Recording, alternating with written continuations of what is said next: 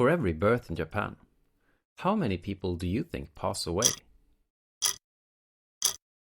The answer is 2. A severe imbalance, shaping the country's future.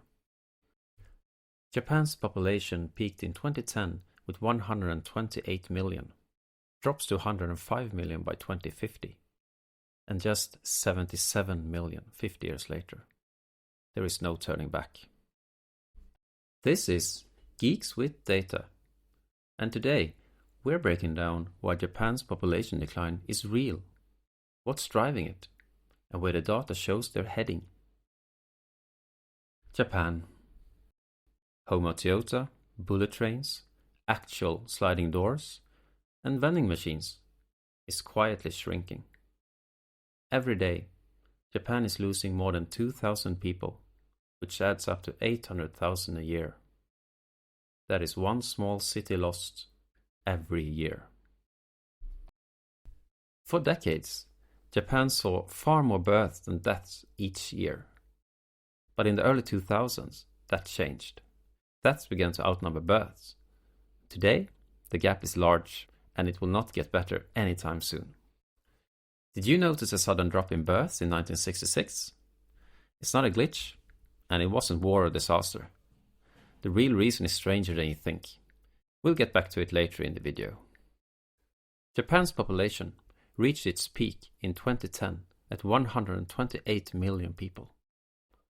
By 2050, it's projected to be just 105 million, a drop by 23 million, nearly the size of Australia. 50 years later, the population will drop to 77 million. That is 51 million less than the peak in 2010. This is Mika. She is 25 and lives in Tokyo. She's thinking about having 1.2 children. Well, you can't really have 0.2 of a child. That's a terrible parenting plan, and it would look strange. But the reality is that on average, each woman has 1.2 children in a lifetime. And Japan isn't even at the very bottom. It ranks 7th in the world for lowest birth rates. But here's the twist. From 2023 to 2050, Japan is projected to have the largest population drop of them all. So why is this? Well, normally, longer life expectancy acts like a buffer. People live longer, so populations shrink slowly. But in Japan, decades of low birth rates have drained that buffer. The older generations are now passing away. There aren't enough young people to replace them. And when you look at the data, it's clear why. Japan's birth rates have been stuck below the replacement rate of 2.1 since the 1960s, only climbing above it a few rare times in the past 60 years. So why have Japan's birth rates been this low for more than 70 years? Part of it goes back to governmental family planning policies already in the 1950s. Then came rapid industrialization and higher education for women, both of which changed family life. Add in small urban homes and persistent gender inequalities, and you get a society where raising bigger families has become harder and less attractive, leading to lower birth rates. Here's Miki again. She's unsure in what way immigration might influence the Japanese society. But then she wonders, maybe more immigration is exactly what Japan needs. Among developed countries, Japan has the lowest share of foreign-born residents, barely 0.5%. Compare that to the US at 15%, Germany at 18%, or Australia at nearly 30%. Even when people do come, the scale is tiny. Japan's average net migration is close to 0, almost nothing compared to Europe or North America. Until the 1990s, Japan's net migration was often negative, as companies sent workers abroad. Since then, it's been only slightly positive, with small bumps in 2018 and 2019 from new visa programs. But it was nowhere near enough to offset population losses, and then the pandemic shut it down.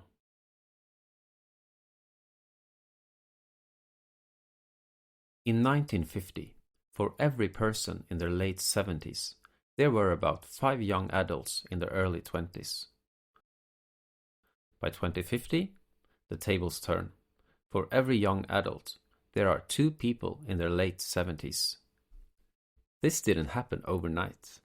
In this chart, countries further down and to the right have longer lives and fewer births. And, as you can see, Japan has moved steadily into that corner since 1960, leading the world in longevity, but consistently stuck with some of the lowest birth rates.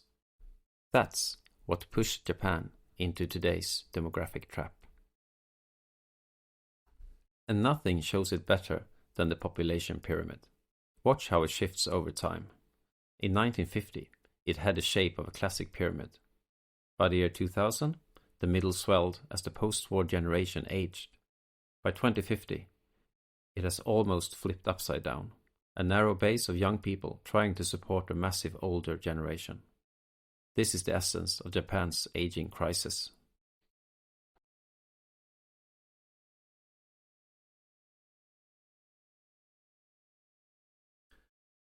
Japan's leaders understand how serious the situation is. In 2023, then Prime Minister Kishida warned, the period until the early 2030s is the last chance to reverse the declining birth rate trend. That's why Japan is rolling out new policies, childcare support, housing incentives, even cash for babies, all aimed at making family life easier. At the same time, Japan leaned on something it's famous for: robots. In 2015, the government launched a new robot strategy, expanding automation in factories, services, and even elderly care, hoping machines could fill the worker gap. But robots can build cars and care for the elderly, but they obviously can't build the next generation. So can Japan find a way through? Maybe, if Mika really is a superhero. Otherwise, the real question is, what will the future look like? Wait! Before we wrap up, let's go back to that strange drop in 1966.